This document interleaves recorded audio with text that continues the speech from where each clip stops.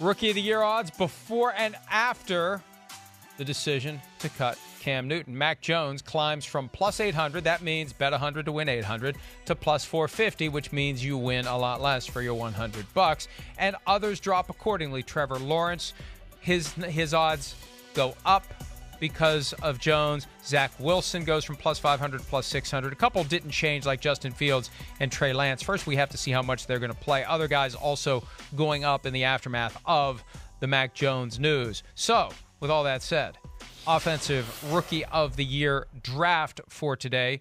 Christopher, you have the trivia question. And let me just peel back the curtain here. Pete said to me during the break that you can go ahead and look at the trivia question. What a bunch of bull crap that was by Pete. What a bunch of bull crap. But I knew, but wait a minute. I instantly knew the answer. That's I said great. I know the answer. We don't do that. And it then says 9,000 shows in a row. It. We don't do You're it. Googling it. Baloney. I'm not worried about but you I still Googling don't need it. To see it. I'm not worried. I don't want you to think, and the pressure of live TV can make you choke. We've seen it before. I knew it immediately. Okay, so you want to be for it. And all Three those Vikings types of receivers have won Offensive Rookie of the Year. Name them, Mike. Mike named them. He knows them. Great. Good. Sammy White, 1976. Randy Moss, 1998. Percy Harvin, 2009. Pete, shut your mouth. Next time, okay? give me something hard to sell. Go ahead. Pick your pick, jerk. All right. I'm going Najee Harris. That's your best value on the board. Pull that board up again. Because running backs get the ball in their hands, and this guy's going to be a 3-down back, and he's going to be on the field. You want to make $1,000 for your 100 in jurisdictions where those types of things are permissible, and we encourage you to bet responsibly. Najee Harris is your guy, in my view. I mean, you just picked the Patriots to go to the playoffs, and Mac Jones is the starting quarterback. Mean he's going to. That doesn't mean it's going to be because he has 4,000 passing yards. Fine, go ahead and take him. Yeah, I am. I'm taking Mac Jones. That's just low-hanging fruit. Of course I am. You just picked Cam Newton to be the starting quarterback 2 days ago, and now you're taking Mac Jones to be the Rookie of the Year. Make up your mind. Seriously. Yeah. I think that they have a really good football team around him. I'm with you. I think they're a playoff team, whether it was Mac Jones or Cam Newton. And I think his stats will be good enough, along with the wins, that, yeah, it's all going to lead to him winning the Rookie of the Year. Yeah, I you think don't disagree. That will help. Yeah, right. I think that will help, but he's got to have the numbers. You Yes. know who's going to have the numbers? Because here's what happened. And not that anybody cares about anyone's fantasy team, but I'm explaining the thought process to you. Yes. My son is in our barn league, and he took a flyer on Zach Wilson, and after Mac Jones became the starter, and he's available because nobody drafted him because nobody thought he was going to be the quarterback. Right. Or if he is, he's not going to have big numbers. My son's like, should I drop Wilson for Jones? I said, I still think Wilson's going to have bigger numbers. I think Wilson's going to have the bigger year.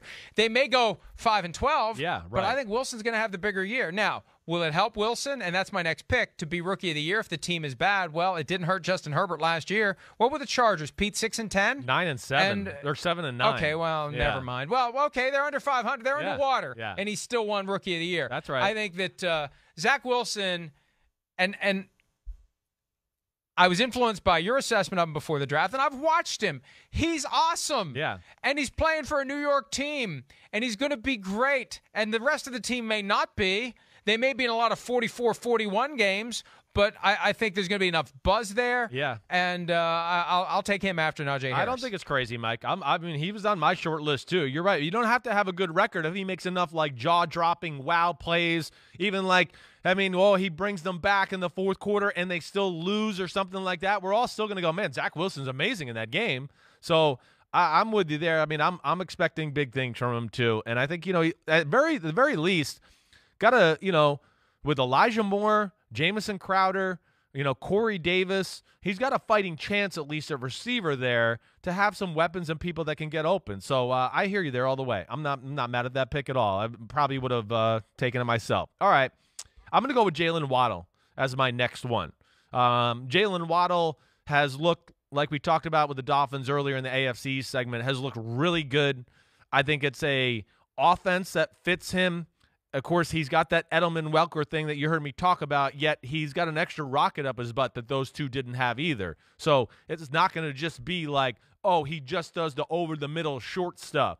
He's going to get his chances to go deep down the field too, and they seem like they're going to put him back there to return punts to go along with it. So I think with that, he could be a kind of guy that has good stats, a few splash plays. If they make the playoffs, I'll go Jalen Waddle.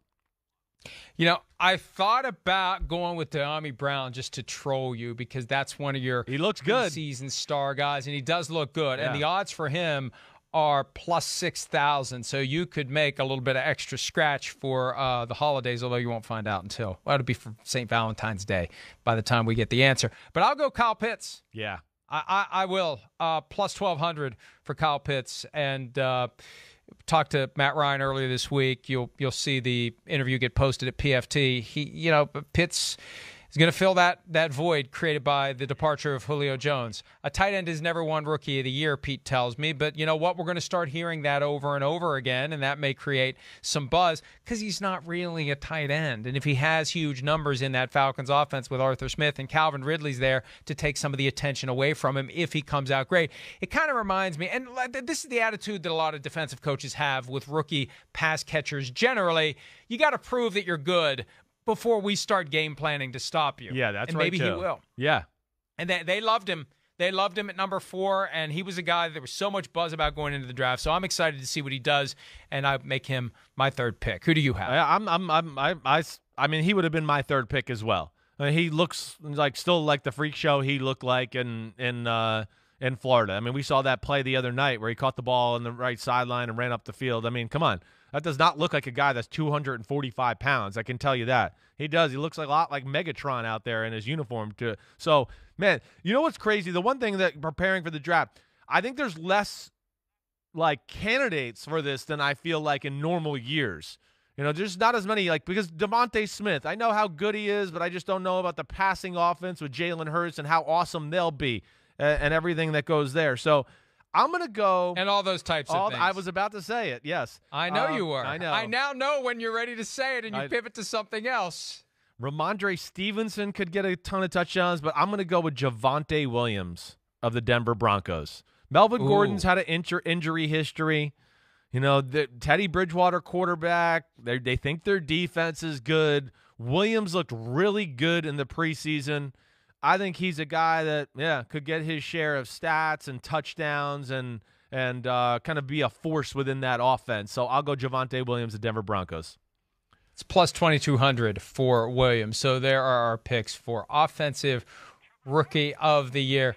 Trevor Lawrence is the favorite, and none of us took him. I think we both are concerned, Chris, that the Jaguars aren't going to be very good. Just the team itself, right. It's not about Trevor Lawrence. If the Jaguars aren't, right. If they're not very good, it's going to be very hard to be the Offensive Rookie of the Year. If anything, maybe Trevor Lawrence will challenge with a 17th game the Peyton Manning all-time rookie interception mark. And I know that every year Peyton has his fingers crossed that somebody is going to catch and break the record he set in 1998 when Randy Moss was the Rookie of the Year. Hi, I'm Mike Tirico, and thanks for watching. Make sure to hit subscribe for the latest news and highlights from NBC Sports.